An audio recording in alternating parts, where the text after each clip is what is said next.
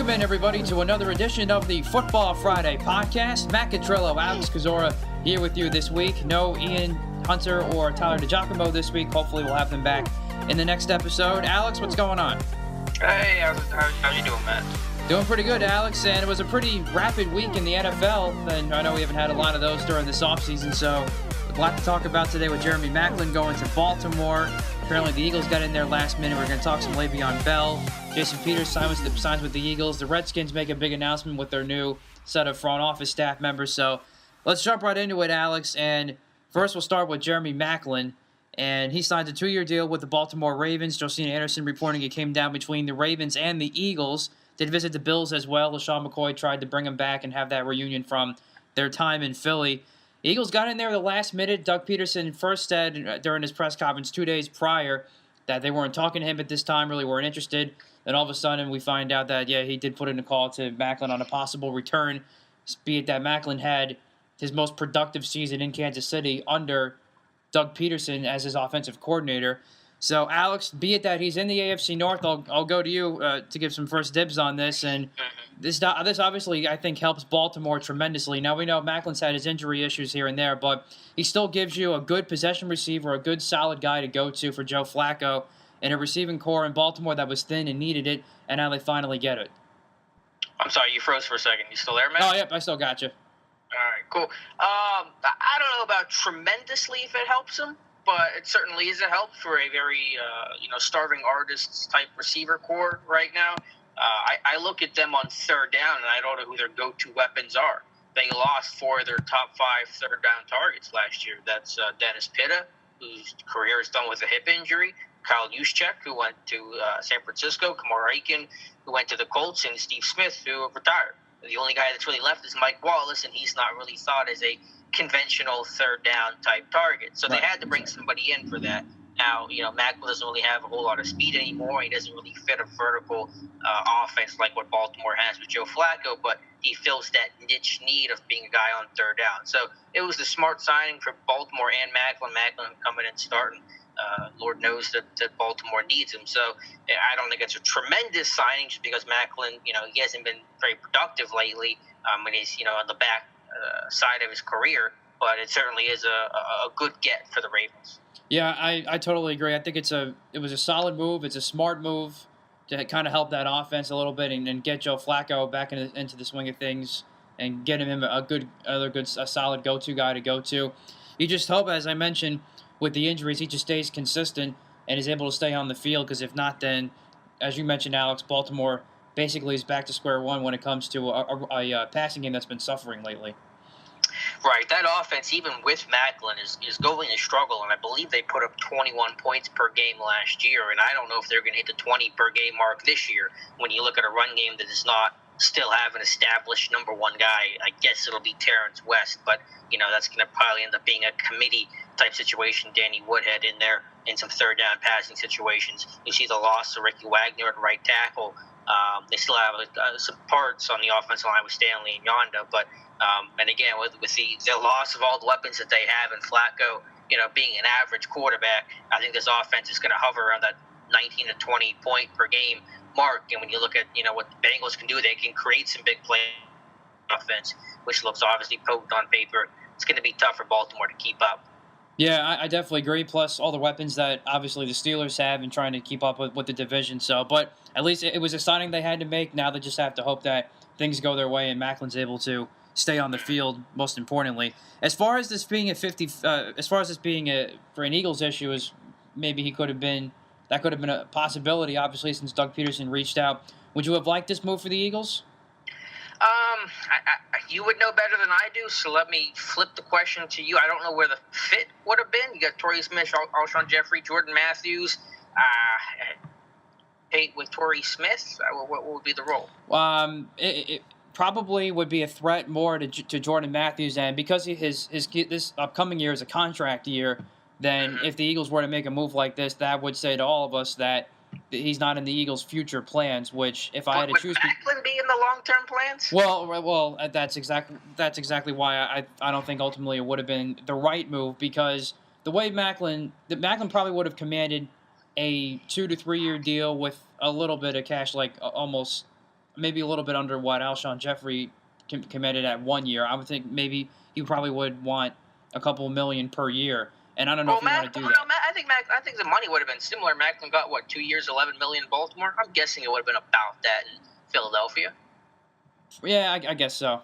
Yeah, that's true. But either way, if we take out the money, just going by purely from a on the field football standpoint, if I want somebody 2-3 years down the road, I'd rather have a younger and who's been pretty much a more productive Jordan Matthews at this point than I would with Jeremy Macklin. I think what Macklin was as an Eagle isn't exactly what he is right now.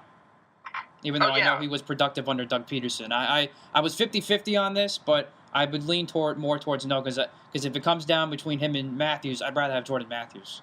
And has Macklin played a lot in the slot? I don't know. He played well when he was with the Eagles the first time. He bounced back to playing both, but it was more on the outside. And I think he did a couple of similar things with Kansas City. And at this point of his career, he would have been primarily in the slot, being that they brought in Torrey Smith and Alshon Jeffrey for the outside, and Macklin doesn't have the speed that he used to. Obviously, Torrey Smith gives you that. We know what Alshon Jeffrey can do. So that probably would have been his primary role, and that's where Jordan Matthews has been. So, again, it comes down to who would you rather have 2-3 years from now? I'd rather have Jordan Matthews.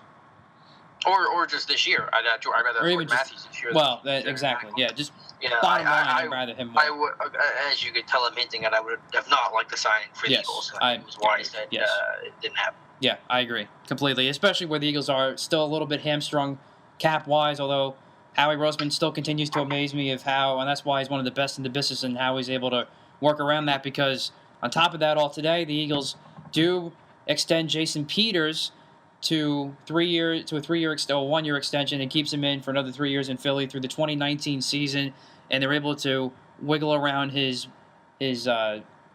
salary with some signing bonuses to kind of move things around, so things kind of extend themselves a little bit. It's not all at once, and he basically has $15.5 million guaranteed over these next 3 years. His total salary is $32.3 million, I believe. So, but this was after Jason Peters said yesterday that he wanted to retire as an Eagle, and this and that after practice. So obviously the Eagles heard him and did the smart move, I think, and locking him up basically so he can retire as an Eagle, because I think 3 years is pretty much his max. Yeah, he might not even make it to the end of that, but Peters has been such a mainstay on that left side. That he's one. I don't know if he's one of the first. Maybe I'd be out of turn to say that, but in this era, in our generation, the millennial generation, probably one of the first real big guys that could move like none other. I think about a tight end in college that I totally agree. Up and moved to tackle and made the transition about as seamlessly as possible. And he's dealt with some back issues lately, but the on-the-field product, when healthy, has still been strong, and he's been an anchor for them. I mean, you've had a lot of change and turnover with that offensive line over the last 2 to 4 years, but Peters has still been the guy, and that's huge to have. And for a young guy like Carter, left tackle is going to be for the next couple of years is obviously important. Right, and plus Lane Johnson on the right side and Brandon Brooks at right guard. I mean, those are 3 solid linemen to have at this point of your career, and not have to worry about your blind side or even the side you can't see on the right side. So this, of course, too means that Lane Johnson stays clean, of course, and stays on the field, which I'm sure, hopefully, he will at this point. And was also interesting to note is that now this is not going to happen in the immediate future here. Obviously, the Eagles still want Peters at left tackle, but it was talked about today, and Peters even acknowledged this and said he would be willing to do this, is eventually move to guard when they're ready to move Lane Johnson to left tackle. I thought that was interesting, and though I think it could work, again, talking about his athleticism just a minute ago, Alex, but at the same time, yes, they've had the turnover at offensive line, but now they have a couple young guys in there that can do the job, like an Isaac Zayamalo is the first guy to come to mind. I would almost rather just put those guys in at this point instead of trying to fit in Peters at a spot where he's never really played. He's not going to be here much longer. So I think when it comes to that point, then it's time to hang it up, I think, if you're Peters. And the Eagles, too. Yeah, it's a hypothetical. Who knows if it'll actually end up happening. My guess is no. But, it's something that you do want to think about, because what if Peters wants to keep playing and it's clear that he's going to still struggle. He's going to struggle at left tackle. You could float the idea of moving him inside, and who knows what your guard situation is going to look like in a year or 2 or 3 years, or whom the landscape changes so quickly. So it's a difficult transition. There's no question about that. Even for a vet like Peters, we can't assume that even going left tackle to right tackle that's not easy to do, especially for a guy that's been left side his entire career, always thought left-handed stance, and the way he came out in his kick slide was always for a left tackle. Flozell Adams, when he moved from left to right tackle, said it was like writing with your other hand if you're a right-handed guy.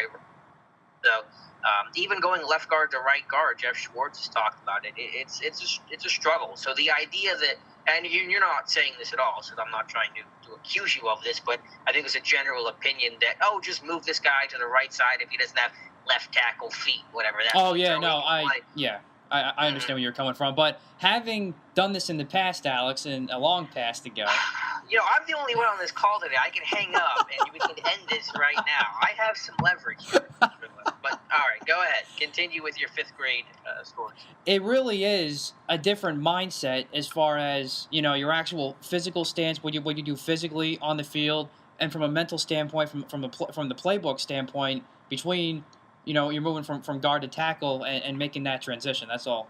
So I understand what you're saying, and I totally agree. I'm just saying, from a person who actually has gone through it, as I went back and forth. I played center, I played guard, and I played tackle. And, yeah, it can be difficult.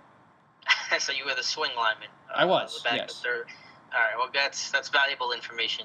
Yeah. I'm kidding. It's not valuable at all. But we'll see what happens with Peters. But I'm glad that he's an Eagle, and hopefully his back stays good.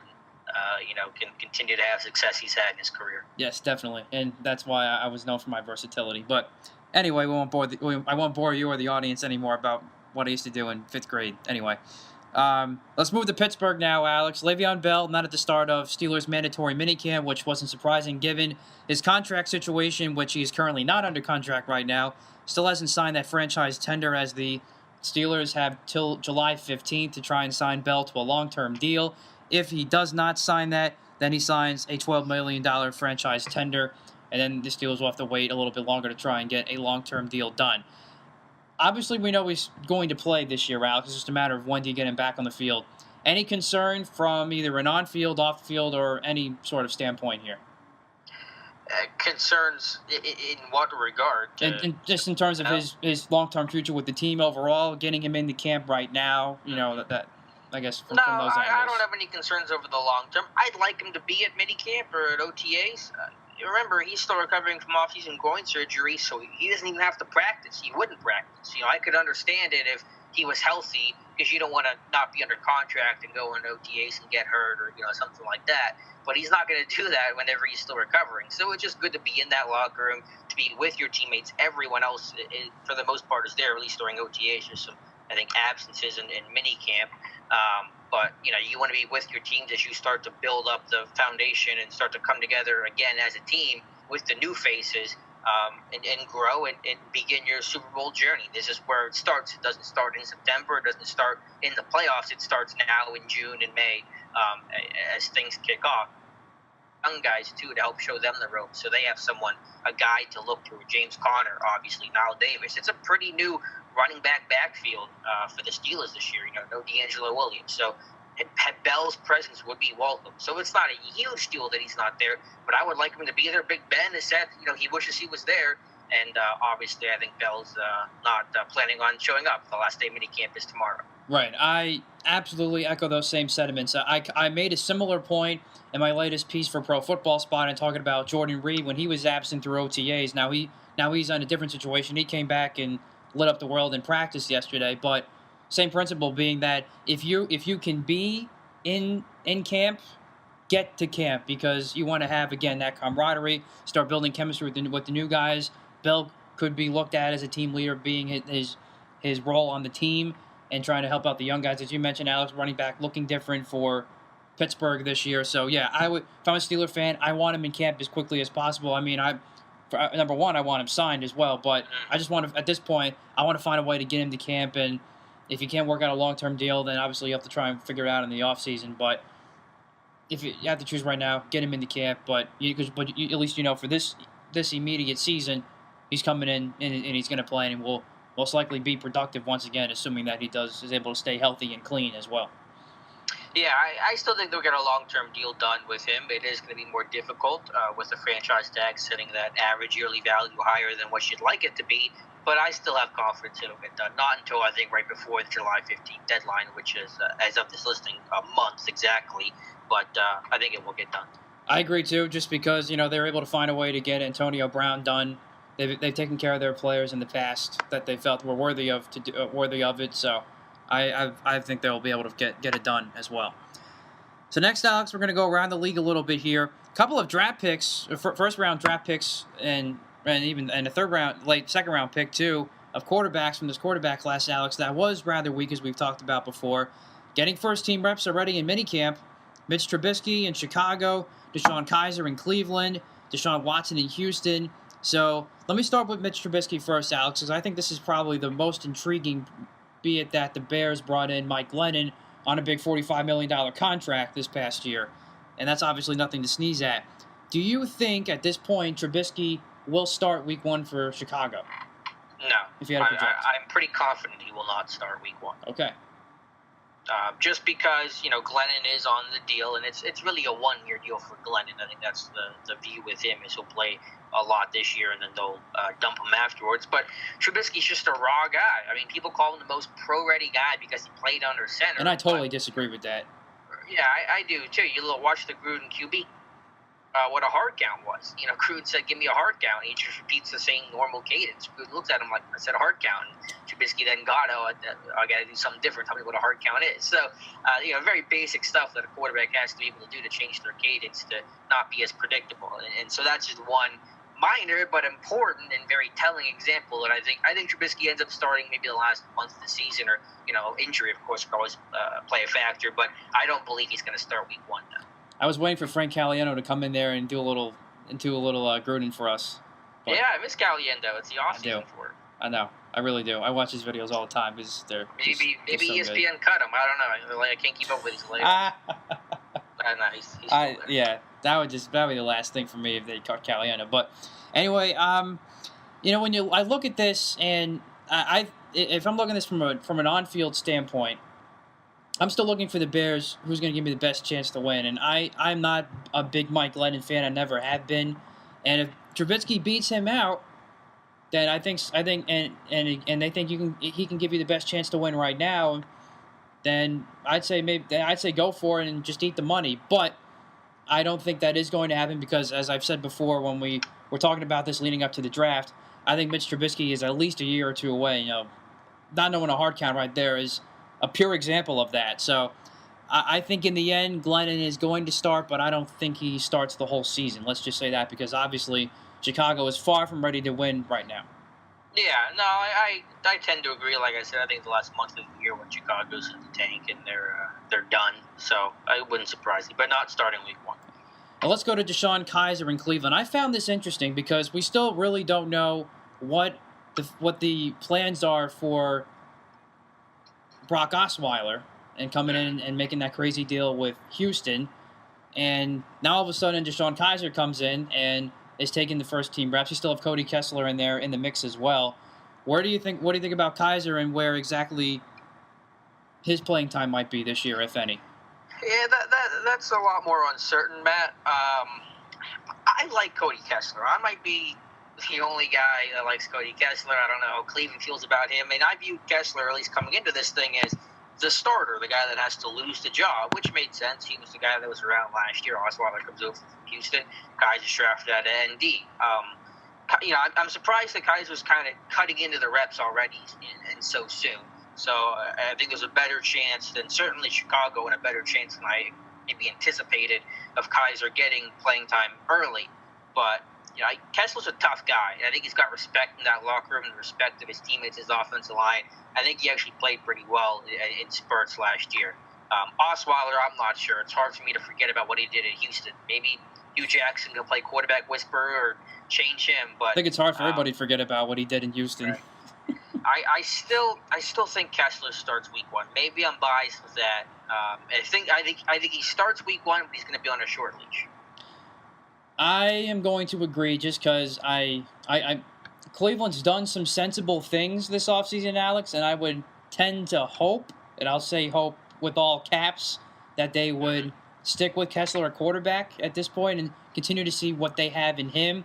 And then maybe end of the year when I'm sure they'll be out of everything, maybe you give Kaiser some time. But, we're talking about Mitch Trubisky not being ready. After look at Kaiser's tape, Alex, I'm not sure how much you were able to dive into before or after the draft, but I think out of the big three we're talking about here, in Trubisky, Watson, and Kaiser to me is far the furthest away from being ready to start, let alone week one, a year or two from now. Just from his mechanic, from not only from a mechanic standpoint and from a mental standpoint as well. As I've said before, there are many times during Notre Dame's season last year, he's not reading defenses correctly. He's forcing balls down the field, and at times a little bit careless with the football too, a little too much. I just don't see how any way he can be ready to play this year. So I'm really surprised he's getting reps now. Yeah, well, you do want to see what you have, like you said. I think we differ on Kaiser a little bit. I'm higher on him than you are, and I'm not terribly high on DeShone Kaiser, but I think he's a mentally tough guy that went through a lot of trials and tribulations at Notre Dame, and I think that's going to make him better for it in the long run. That I will agree with. And the coaching staff, I've talked about this coaching staff and Brian Kelly, and I don't think it was an environment conducive to success for DeShone Kaiser. I think that's the reason why he got out of Dodge as soon as he could. And I think he's in a good home with the Browns coaching staff, with Hugh Jackson and that group. But and those are the same concerns you'll have with any rookie quarterback about play-to-play consistency. So that one, again, is more unsure for me. I think Kaiser makes starts this year. I just don't know exactly when that's going to be and under what context. Okay. Well, I guess if it's going to be interesting, we'll have to see. I wouldn't even be surprised because, again, we're talking about Cleveland here. If all three quarterbacks get playing time this year, honestly. Yeah, well, I think Cleveland's going to be better than you think, Matt. I do think they are going to be better. I think they could be a 5-6 win team, but I mean they got a long way to go here. I think still. All right, but they're building it the right way. They built their lineup, the offensive line with Kevin Zeitler and re-signed John Greco, and they draft Myles Garrett. Garrett did get hurt in Thursday's practice, so we'll see what's going on there. True. And they get their quarterback behind. So, if Corey Coleman stays healthy, they'll have at least someone to throw to. Yeah, that is true. Perfect guy to go to after they did not bring Terrell Pryor back. He's in Washington, who we're going to get to in 1 sec. So, yeah, that'll be very interesting to see who will be under center week 1 when the Pittsburgh Steelers come to town to kick things off. So let's go now to Deshaun Watson in Houston, Alex. And I think, as I've said before, he is the most NFL ready, though I still think he is even a year away. I think a year of grooming isn't terrible for him, but I still think he could have some success, especially with some of the weapons and a good defense behind him, and if he were to start this year, which I'm thinking he's going to, because if you're Houston, you're in a very winnable division, I think, even though, as I said last week on this podcast, that I think this is Tennessee's division to lose, but I still think Houston is capable of winning this division behind that defense, behind what they have in Hopkins on the far side and Lamar Miller in the backfield. So when you throw that all together, I think Watson's in a good environment to do so. We've seen how gritty he can be on tape, all the comebacks, especially in the national championship game, as we know, but there's still a lot of decision-making issues, I think, that derails him quite often. So where are you with Watson at this point, Alex? And do you think Houston needs or should start him week 1, or do you think Houston can wait a little bit here? I don't know about should. That's going to be just based off of merit. So I don't think anyone here can say right now whether or not he should or not. I think he has the best chance to start off the 3 we've talked about. 1, for the situation, and 2, because of the talent. I like him the best out of the 3 quarterbacks, the rookies that we've talked about. Now, Bill O'Brien has some pretty high standards, but he's also a good quarterback coach.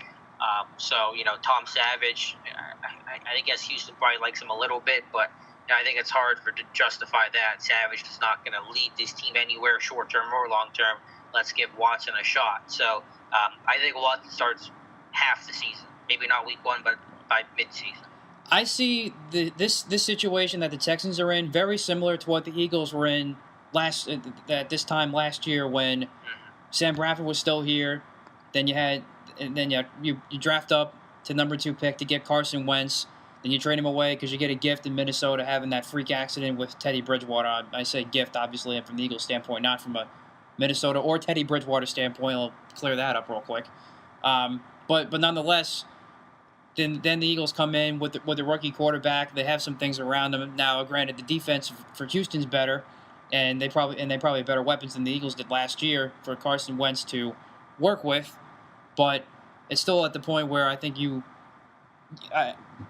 with your quarterback situation the way it was, the Eagles had Chase Daniel. You couldn't, to me, after you got rid of Sam Bradford, you couldn't justify not starting Carson Wentz, the guy you traded up for and gave everything up and gave up the world for, and bringing a guy in Chase Daniel who we know is never going to be a good quarterback in this league. You might as well just put him in there. And I made that statement after the Eagles made that move. So I think from Houston's standpoint, you have a guy in Tom Savage who, again, is a average backup at best. He's not going to really, he doesn't have that ability to lead you anywhere.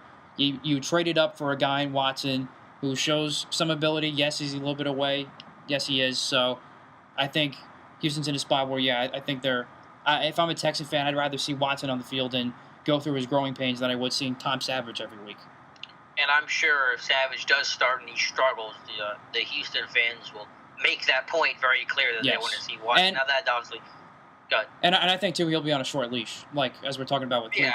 I think Savage and whatever they do in Cleveland will be the same situation. And Glennon might be on a short leash just for the fact that the Bears are going to be out of playoff contention by mid-season, by week 8. Probably. So, and they know that Glenn's going to get dumped after this year, so you might as well start Trubisky, and as long as he's showing semi-confidence, and go from there and start that process. So I think it's obviously anytime you draft a quarterback in the first round, with the exception of maybe Kansas City and Pat Mahomes, I think he's definitely going to sit this year. Alex Smith doesn't have to worry about it for this year. Well, that was a reach already, but that's a different argument anyway. I like the pick, but a different argument. But anytime you draft a first-round quarterback and you don't have a whole lot already there, which is usually the case, that leash is pretty short.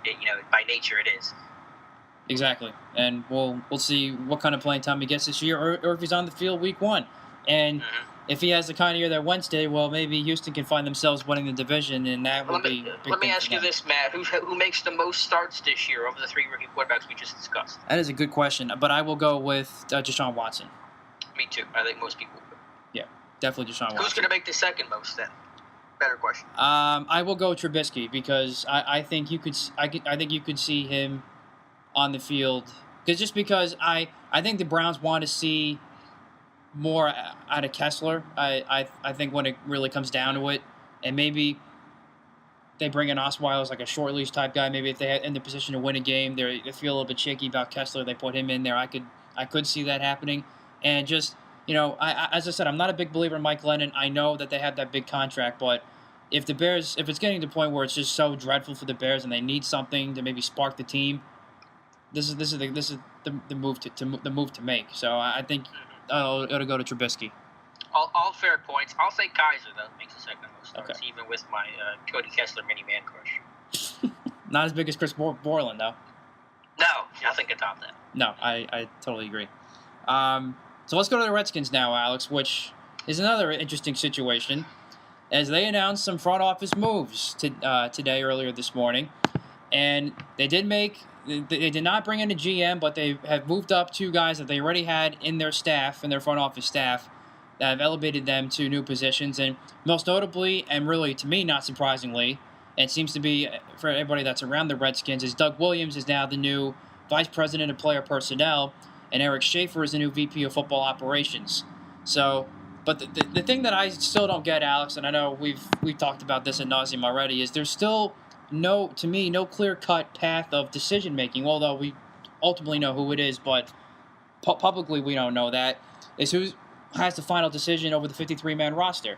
That was asked a few times today during that press conference, and all that Bruce Allen kept saying was, it's a Redskins decision. Okay, so if there is any... So that obviously tells me if there's any disagreement, then we know who's going to make that final decision. It's going to be Bruce Allen, because that's the way they've always wanted. And I said that very clearly on my other articles for Pro Football Spot. This still, to me, does not solve anything at all. I don't know what your thoughts on that is, Alex. Yeah, I don't know why you're surprised by this, Matt. I'm not surprised, but I'm just saying. Washington. But it's still frustrating, I think, to see. If you're a Redskin fan, is that? But you know the answer. You know the answer. It doesn't matter if they brought in a guy with actual title or not. We know that Bruce Allen and Dan Snyder's driving that bus. Yeah, it's like in Dallas. Who makes the decisions in Dallas? No, it's Jerry. Well, it's Jerry Jones for the most part. But Jason Garrett has a part, but it's Jerry. No, Jones. I was gonna say Stephen Jones. All right. Well, okay. It's the Jones family. Right. Yes. If the Jones family wants something, it happens. Right. And it's the same thing in Washington with Bruce Allen and Dan Snyder. So I understand it doesn't seem clear. They're not being clear. There's a reason for that. Right. Exactly. No, I totally agree. I'm still making the decisions. I know I hired that guy, but I'm still in charge. That's Washington 101. Owen runs the show. Right. No, and I thought that whole song and dance was a waste of time because we all know that the answer. Even though I would still like to know, and I'm sure Redskins media would still like to try and pry it out, and even Redskins fans would still like to try it out to still find out what exactly is the case. But if you read this clearly, that's exactly what it is. Yeah, you know why they don't try to pry it out? Because they know the answer. Right. Everyone knows the answer. That's true. It doesn't have to be pried. It's there. Yeah, absolutely. So I just wanted to touch on that real quick because I know you love talking about the Redskins' dysfunction, and Dan Snyder's your favorite person in the world. He is. All right, so we're going to move now to divisional talk, Alex. We're actually finishing up here. We're going to finish up today with the NFC North and the AFC East. But first, since we did not have you on the podcast last week, I want to get your thoughts. We talked about the AFC South and the NFC West, but I particularly want to get your thoughts on the AFC South. As I mentioned before, I think this is Tennessee's division to lose. I really do. I know it's probably a little bit of a minority case here, but I know you were a big fan of the Titans last year. You picked the Titans as one of your wild card teams last year. Do you feel a similar way, or maybe the exact same way as me? What do you think about the Titans as far as their capability of winning this division this year? Yeah, I feel the same. I think maybe I was just a year early on that bandwagon, but the AFC North or South is weak, and Andrew Luck's situation with that shoulder is uncertain. It looks brutal. Unlikely. I don't know about brutal, but it's unlikely he's ready for the start of camp, and there might be some doubt on his Week 1 status. Jacksonville is still Jacksonville, so I think that Tennessee is the clear favorite there. I think most people are going to pick them to win the South, and Houston's got we talk about their quarterback situation. So sure, Tennessee is going to be the favorite. Okay, there we go. Then we are simpatico on that, and I think Houston's still going to give them a run for their money. But it's just I think that quarterback situation is going to ultimately derail them from trying to get to a division crown. I agree, and I just think, as we talked about too, that Tennessee offense, I just think it's going to be really potent, and it's going to be really difficult to stop. Yeah, and they might be adding Eric Decker, too. By the time people listen to this, Eric Decker might be a Tennessee Titan. Yeah, and that would be a real good, solid signing for them as well, just to add more weapons on the outside and open things up for that really good, solid running game that the Titans have. And quick thoughts now on the NFC West, Alex. I know one particular thing Ian and I discussed last week was the fascination, I think, from me, I guess, from this, but I guess some from Ian, too, was how quickly this division went south. And just a couple years ago, you had a great rivalry with San Francisco and Seattle. I mean, it still is, but it's not as good as it was, when you had Kaepernick there and that great 49ers defense. And even St. Louis had their battles here and there. Arizona was a good playoff quality team. And now you see the issues they're having, obviously the mess that the Rams are, and obviously you see where the 49ers have completely hit the reset button. So it's really just, I think Seattle will pretty much dominate this division, and we know that they obviously have their own problems, especially in the offensive line. So I guess you would feel a similar way? Yeah, I feel pretty similar, and I think that most fans do as well. Real quick question for you, Matt. I don't want to go down this rabbit hole too much, but I think you mentioned the name that's the most interesting part about at least former NFC West. Will Colin Kaepernick be on a roster by the time training camp starts? Any roster, by the time training camp starts, I'm going to say no. Yeah. I'm going to say no too. By week 1, will he be on a roster? Or will he have at least been on a roster? Maybe he gets cut. By week 1, I will say I will give him about a 60% chance, just be it if somebody has an injury. All right, well, say it's a yes or no. It's a yes or no. I'll still say no. You're still. I was going to say no. I thought you were going to. You gave him a 60% chance. That's better odds. How do you still say no? All right. I'm not fully sold. I'm just going to say no. I thought you were going to say yes, and I was going to be the one with a hot take and say no, but I'm going to say no as well. All right, will he be on a roster at any point this season? No. I'm going to say yes. Okay. At some point, yes. Okay. Just because you take away all the off the field stuff from an on-field standpoint. I think he's been figured out like many other running quarterbacks. He's been figured out by NFL defenses. His mechanics are a mess. We know that talent-wise, he deserves to be on a roster. Talent-wise, he is certainly deserves to be on a roster. Honestly, I don't see the appeal with him anymore from a talent standpoint. I really don't. But he's better than Austin Davis, for example, from Seattle signed. Yeah, probably, yeah, but yes. I guess I can't deny that. I can't let that. Right. I mean, look at all the quarterbacks that are on rosters right now. Kaepernick's better than a lot. Well, I guess bottom line, if you're looking for a redemption thing or a savior type of situation, what I'm saying is you're not going to get it from him because I just think he's totally washed up now from a mechanic standpoint and just from a schematic standpoint because everybody knows what he's going to do. He was shut down. He was figured out after the Super Bowl run. Well, the 49ers have. I don't want to get into it all too much. I generally disagree. I still think there's something there and more than what other quarterbacks being signed are going to offer. I mean, Austin Davis is not offering you much of anything. Right, yeah. I guess we'll leave it at that. Yes, he's better than Austin Davis, but I still don't think he's worth it. It's worth bringing in anymore. But let's move on now to the divisions we're going to talk about this week, Alex, which is the NFC North and AFC East. We'll start with the NFC North because I think when you look at the AFC East, we obviously know the clear-cut favorite there, but we'll get into the other three teams in a little bit of depth in a second. But starting with the North, Alex, we talked about the Bears a little bit, obviously where they stand. They're going to be at the bottom of the division. Green Bay, I still think, is the favorite here, and I wouldn't be totally surprised if they win this somewhat comfortably just because I look at Detroit. I think they would be the team that can give the Packers some trouble because when you look at the Vikings, I think there is some talent there, but I just don't think Sam Bradford is ultimately going to bring them anywhere. They don't have Adrian Peterson anymore, so you don't really know where they are from a running game standpoint. They also I believe they lost Cordell Patterson too, if I'm not mistaken. Yeah, I think. I forget where he went. And Treadwell obviously hasn't been the guy that they thought they were, and I've been disappointed with the way he's started his NFL career. And defensively, they still obviously have something, and that'll keep him in games and probably win him a few games here and there. But I look at this, I think it's still a two-horse race between Detroit and Green Bay, but I think Green Bay is still the superior of the two. Yeah, I agree, and I think most people would as well. But I do like Detroit. I like Eric Ebron's getting Abdullah back is going to be huge for that run game that was really non-existent last year.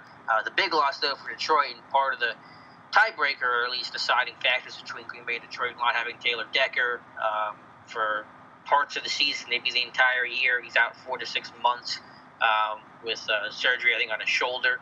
So there's going to be a big issue there on the blind side of Matt Stafford. So, with Aaron Rodgers and I think a better committed running game this year, it's going to be Green Bay. I still do worry about that Green Bay defense, especially in the secondary. But I still ultimately, that offense is going to be able to win them some games. And you have Aaron Rodgers, too, of course. Right, yeah, not a bad guy to have on your side. I love the pickup of Josh Jones, 61st overall. Quentin Rollins, Randall's there. You do re-sign or sign back Devon House, who's probably not going to be a major contributor, but is there. I think the defense will have taken a step forward. What do you think you see out of Minnesota this year, just out of curiosity? I see a really bad offensive line, and that's going to create a lot of problems and instability for that offense, just in general. Do you have that consistent running game with Latavius Murray? I'm not a huge Sam Bradford guy. Treadwell, I wasn't a fan of coming out, and so far, obviously, his rookie year was pretty much a wash. I do like Kyle Rudolph, but I think that offense is going to struggle to put up points. Yeah, I tend to agree. Like I said, I think their defense is going to be the ones that keeps them in games this year, maybe wins them a few games. But, yeah, I don't think that's more than a 500 team this year in Minnesota. I really don't. Maybe they'll be in the playoff picture some, but ultimately I don't think they get above 500 this year. 89, I think, is their peak point. Yep. Let's go ahead. I agree. I was saying yes. Oh, okay. Next, AFC East. I just want to start with New England real quick because I know I don't want to spend too much time with them, but I don't know, Alex, how you stop this offense this year. You know, Ian said on the podcast last week that he thinks that New England could go have another 16-0 regular season, and I don't disagree. I mean, on paper, New England's going to be the favorite every week, but I think they drop 1 or 2 games just because the sheer difficulty of going 16-0. All right, I know, and you never know what can happen with injuries and stuff like that, especially with even Rob without Gronkowski. injuries. I'm not even considering injuries. I'm just considering a 16-game slog. Yeah, I know it is very difficult to do, but let's just say I wouldn't be surprised. I think at the worst, like you said, I think at worst they're a 14-2 team. All right, let me ask you this, Matt. What is the higher number, wins or the Jets' losses? Who has more of which? You follow what I'm saying? So you seeing the Patriots have more wins? No. New England will have more wins than the Jets. I promise you. No, that. I thought you meant more Patriot wins than Jet losses, or more Jet losses than Patriot wins. Yes. What is the higher number? Patriots' number of wins or Jets' number of losses? That's a good question. They're both going to be pretty high. Yeah. Because the Patriots are the one team you could say might go 16-0. And right. The Jets are the one team where you say they might go 0-16. True. If you had to pick one. If I had to pick one, I'm going to go New England. Okay, gotcha. What would you pick? Let me think. That's tough. But just thinking about it here, like, I mean, number one, I want to look at the Jets. I look at that quarterback situation, and I don't think any of those players are capable of leading their team down the field to score a touchdown, let alone win a game. So how many losses do you think the Jets have this year? I think at best they are a 3-13 team. I think they're going to be 1-15 or 2-14. Okay, how many wins do you think the Patriots are going to have? I'll say 14 for now. All right, so by that logic, the Jets would have like a 3-13 season. The Patriots like a 14-2. Yeah. So the Patriots are going to have the higher number. That would be tied. I'll go 15 for New England. I'll say 15-1 for New England. All right, I'll say the Jets. I'll say New England has more wins. I say they get 14, and the Jets have 13 losses. Okay, there we go. Because I think Josh McCown will give you a couple wins, and I think there's some still to give him 3. Okay. Yeah, and I really wouldn't be surprised either way, but I don't know. I just looked at that quarterback situation. Now they really don't have anything offensively. I mean, yeah. I really question how they're going to move the football. Oh yeah, everyone does. Yeah. They're gonna be awful. It's not the question. I fear for Jet fans this year. I really do, and I have a couple in my family, so I want to give them some parting gifts right away. I think the good thing is the Jets fans know how bad they're going to suck this year. That's true. They've accepted it. They can go through the 5 stages of grieving before Week 1 hits. It's not going to be a surprise. There's no optimism this year. If this is our year, then it all goes wrong. It's just we're going to be awful, and that's going to happen. Right. Next team I want to talk about real quick, Alex, is Miami. Obviously, they just completed year 1 under Adam Gase. You saw some flashes this year of them offensively. Ndamukong Suh has been excused from minicamp to a family matter, so you'll monitor that some. What do you think about Miami offensively, Alex? And do you think you can see any improvement with them this year? I think they can be a playoff contender this year.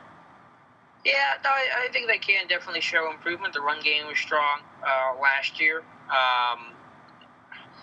Tannehill, I don't really know how I feel about Tannehill. I think he's just an okay quarterback. I don't think he's going to get a whole lot better. I don't think he's going to get a whole lot worse.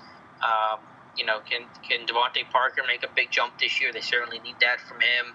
I think Julius Thomas is going to be a welcome addition in the red zone. I like Definitely. Deion Sims. I love that trade that they made. A bit of an underrated guy in Deion Sims. So, it'll be a ball control offense. It won't be a 28-point-a-game type, but I think that they're going to be able to move the sticks on third down, get themselves in third and short situations, and I think they'll have better.